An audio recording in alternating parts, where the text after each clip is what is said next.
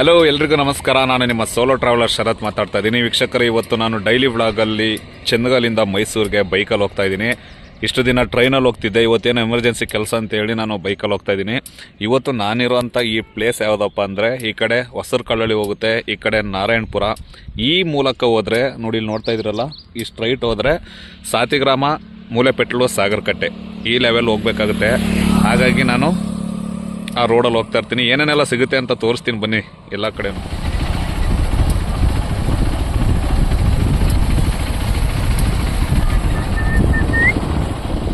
ಈ ರೋಡು ಸಾತಿಗ್ರಾಮದಿಂದ ಮೂಲೆಪೆಟ್ಲಿಗೆ ಹೋಗ್ಬೇಕಿದ್ರೆ ಈ ಅಮೆರಿಕದಲ್ಲಿ ರೋಸ್ ಗಾರ್ಡನ್ ಇದೆಯಲ್ಲ, ಆ ಥರ ಏರ್ಪಿನ್ ಬೆಂಡಲ್ಲಿರುತ್ತೆ ಈ ರೋಡು.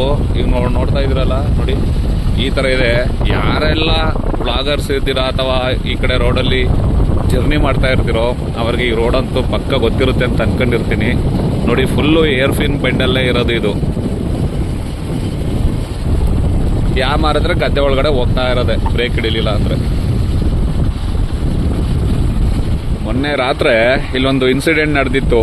ಆ ರೈಲ್ವೆ ಅಂಡರ್ಗ್ರೌಂಡಲ್ಲಿ ವರ್ಕ್ ಮಾಡಿದಾರಲ್ವಾ, ಬಸ್ಸು ಬಂದು ಅಡ್ಡಡ್ಡ ನಿಂತ್ಕೊಂಡು ಲಾಕ್ ಆಗಿತ್ತು. ಅವಾಗ ಎಲ್ಲರೂ ಸುಕ್ಕ ಬಳಸ್ಕೊ ಹೋಗಿದ್ದೀವಿ.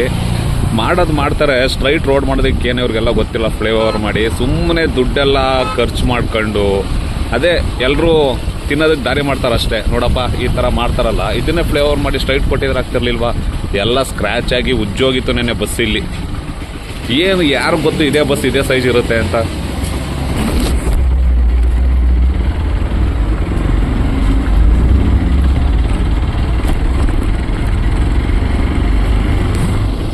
ಈ ಮಾರ್ಚಳಿಯಿಂದ ಮುಂದೆ ರೋಡ್ನ ಮಾಡಿದ್ದಾರೆ. ಎಷ್ಟು ಚಿಕ್ಕದಾಗಿ ಮಾಡಿದ್ದಾರೆ ಅಂದರೆ, ಒಂದು ಬಸ್ಸು ಒಂದು ಟೆಂಪೋ ಬಂದರೆ ಪಾಸ್ ಹಾಕೇ ಆಗಲ್ಲ.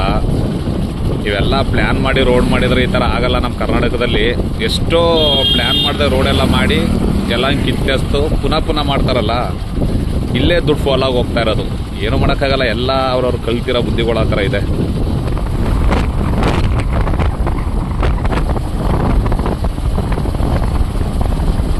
ಎಲ್ಲ ಚಿಕ್ಕ ರೋಡೇ ಇಲ್ಲಿ.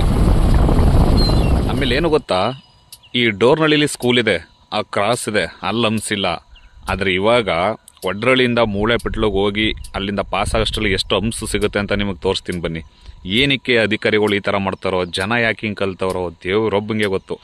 ಇಲ್ಲಂತೂ 10 ಮೀಟ್ರ್ ಒಂದೊಂದು ಹಂಸ ಐತೆ. ತೋರಿಸ್ತೀನಿ ಬನ್ನಿ. ಇದಕ್ಕೆ ಏನಂತ ನೇಮ್ ಇಡಬೇಕು ಗೊತ್ತೇ, ರೋಡ್ಗೆ 101 ಹಂಸು ಅಂತ ಇಡಬೇಕು ನೇಮ್ನ. ಬನ್ನಿ ತೋರಿಸ್ತೀನಿ ಇವಾಗ.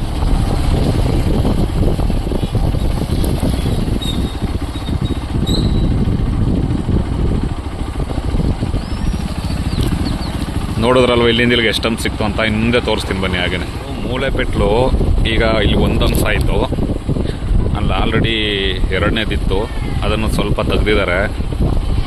ಇಲ್ಲಿ ನೋಡಿ, ಅದನ್ನು ಕರೆಕ್ಟಾಗಿ ಕಾಂಕ್ರೀಟ್ ಹಾಕಿಲ್ಲ. ಇನ್ನು ಮುಂದೆ ತೋರಿಸ್ತೀನಿ ಬನ್ನಿ. ಹಂಗೇನೆ ಕಾಣಿಸ್ತಾ ಇದ್ದ ಅಲ್ಲಿ 3ನೇ ಹಂಸು.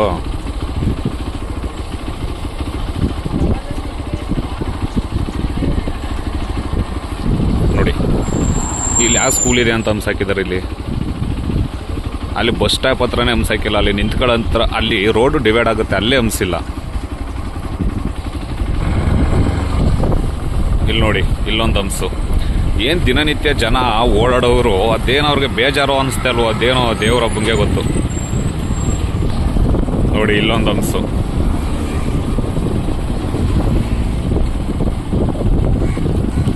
ಹಾಗೆ ಇನ್ನೊಂದು ಸ್ವಲ್ಪ ಮುಂದೆ ಹೋದ್ರೆ ಅಲ್ಲೊಂದು ಹಂಸು.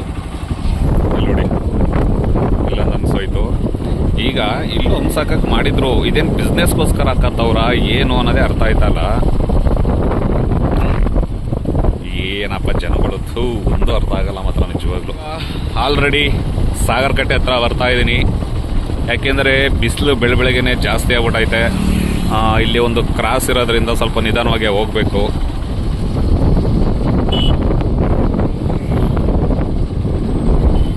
ಏನು ಗೊತ್ತಾ, ಈ ಸಾಗರಕಟ್ಟೆ ಅಂದರೆ ಎಷ್ಟು ಫೇಮಸ್ ಅಂದರೆ, ಇಲ್ಲಿ ಮೀನಂತೂ ತುಂಬ ಚೆನ್ನಾಗಿರುತ್ತೆ ತಿನ್ನೋದಕ್ಕೆ, ತವಾ ಫ್ರೈ ಎಲ್ಲ. ಹಾಗೆಯೇ ಇಲ್ಲಿ ನೇಚರು ಕೂಡ ಈ ಥರ ಇದೆ. ತೋರಿಸ್ತಾ ಇದ್ದೀನಿ ನೋಡಿ.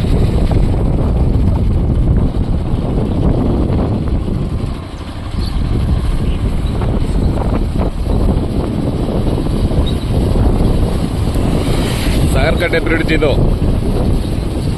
ಆ ಕಡೆ ರೈಲ್ವೆ ಬ್ರಿಡ್ಜ್. ಈ ಕಡೆ ಬ್ರಿಡ್ಜು, ಆ ಕಡೆ ಹೊಳೆ.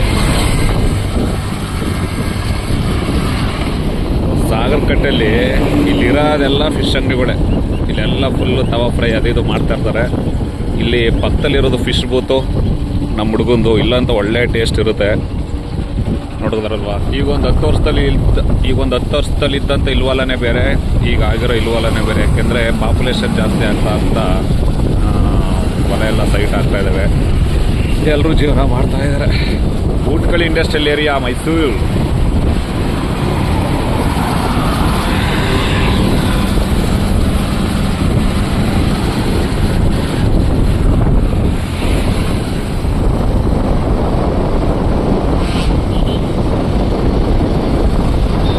ವ್ಯೂಸ್ ಬರ್ತಾ ಇಲ್ಲ ಅಂದ್ರೂ ಕೂಡ ಡೈಲಿ ವ್ಲಾಗ್ಸ್ ಮಾಡೋದಾಯ್ತಲ್ಲ, ಅದು ತುಂಬಾ ಕಷ್ಟ ಐತೆ ಮಾತ್ರ ನಿಜವಾಗ್ಲೂ.